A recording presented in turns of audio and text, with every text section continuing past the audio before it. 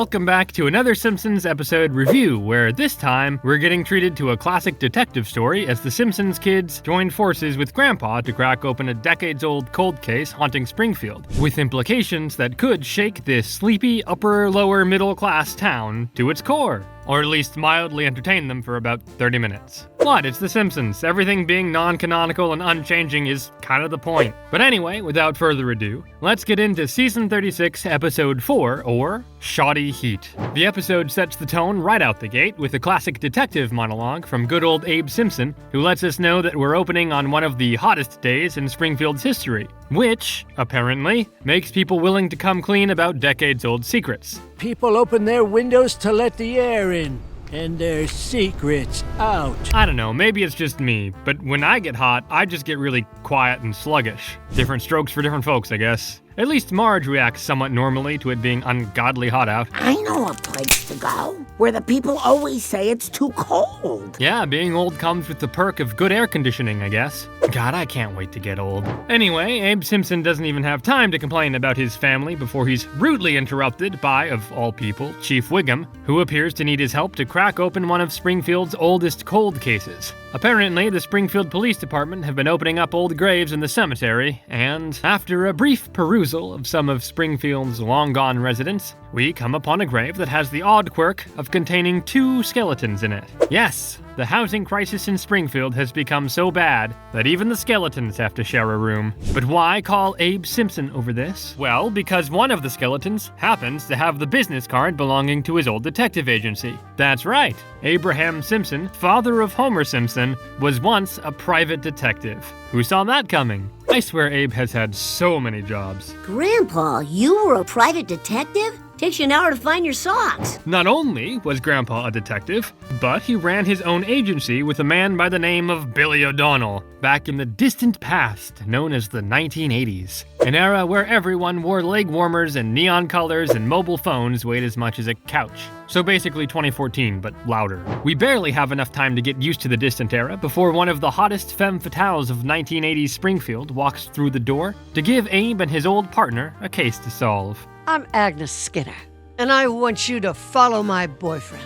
That's right. Agnes Skinner was once a beautiful woman who found herself in a bit of boyfriend trouble. That trouble being that he disappeared. I mean, knowing the kind of woman Agnes would become, can you blame him? As if the mother of Seymour Skinner having a boyfriend wasn't already surprising enough, we are treated to another twist in that her boyfriend was none other than C. Montgomery Burns. Before we have any time to react to that bombshell of a revelation, we're interrupted by a cute little baby Homer Simpson who, missing his mother Mona, appears to be in desperate need of a maternal figure in his life. I'll be your daddy and your mommy, son. Burdened with the duty of raising one of Springfield's dumbest children, Abe obviously wasn't equipped to solve this case on his own, which is why he entrusted it to his partner, Billy O'Donnell, who shortly after this was never seen again. I am officially declaring you a person of interest. Wow, Grandpa, you're finally interesting. Now, while Abe might be able to solve this case on his own, he isn't really in the mood, probably being more interested in what's going to be served for dinner at the old folks' home, or getting mad at whatever new trend you kids are creating on TikTok. Which is why the task of solving this case falls on the one semi-competent Simpson, Lisa,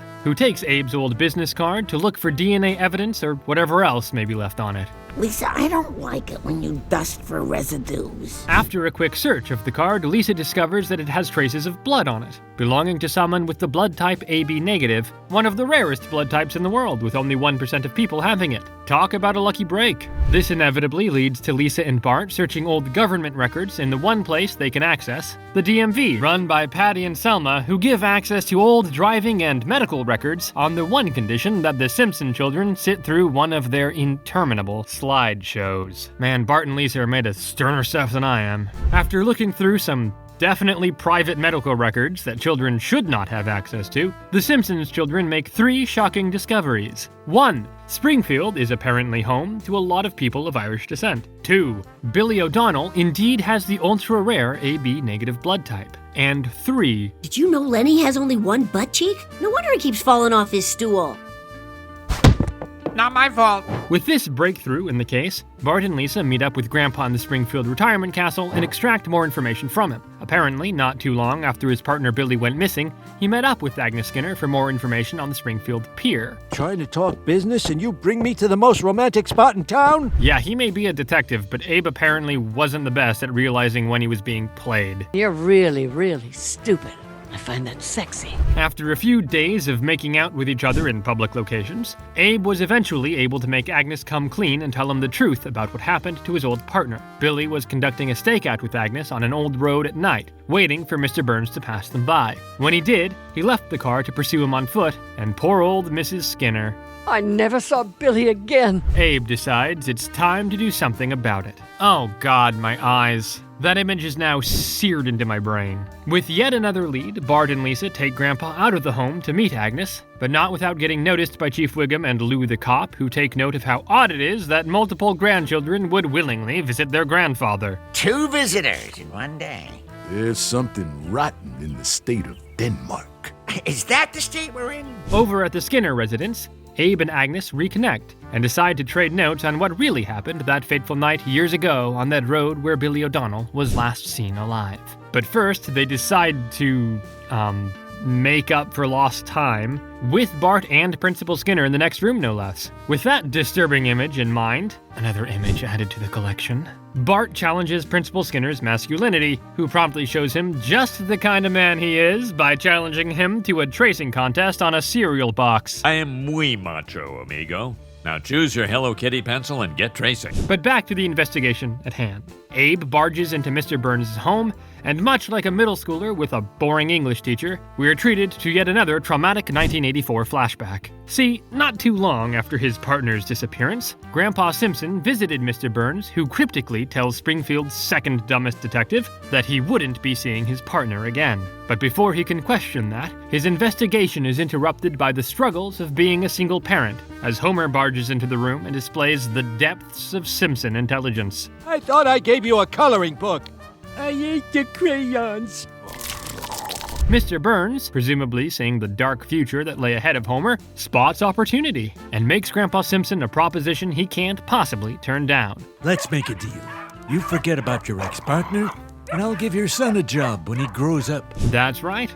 After countless failures and near Chernobyl-like mishaps at the Springfield nuclear power plant, the real reason Homer was able to put food on his family's table was because Mr. Burns was willing to put up with anything to cover up the disappearance of Abraham Simpson's old detective partner. No matter how big of an idiot I am, I can never lose my job. I'm like a Supreme Court justice. But as if there weren't enough twists in this episode already, yet another lies around the corner. Abe accuses Mr. Burns of murder, which, despite all the evidence, he still passionately denies. Me? Kill someone? Oh, sure. Blame the ruthless villain. See, Mr. Burns didn't actually kill Abe's old partner. In fact, Billy O'Donnell is alive and well, living on a tropical island paid for by a generous bride from Springfield's richest energy tycoon, who was trying to cover up a development deal to build the nuclear power plant. And all of this was known to none other than Agnes Skinner, who was just trying to trick Abe into killing Mr. Burns so that she could inherit his fortune after she rewrote his will. Now, I feel inclined to condemn the act of murdering someone for money, but considering this is Mr. Burns we're talking about, I mean, can you blame her? The man has poisoned Springfield's waters to the point that three-eyed fish are a delicacy, is probably responsible for countless employee deaths through negligence, and he even tried to block out the sun that one time. I'm just saying, if you have to murder someone, you could do worse than good old C. Montgomery. Unfortunately, Abe Simpson doesn't quite see things the same way, and disables Agnes's gun before she can do what Maggie couldn't, and kill Mr. Burns. With that case done and solved, there just remains one thread left open. Who was that second skeleton in the coffin, if it wasn't Billy O'Donnell? Turns out, it was just some guy with an AB negative blood type who wanted to be buried with his wife while carrying Abe and Billy's detective agency card. Stranger things have happened, I suppose. And even if she didn't solve the murder, Lisa's detective work is definitely worthy of some praise. But that was some nice work you did there, kid. Hey, how would you like to join the force?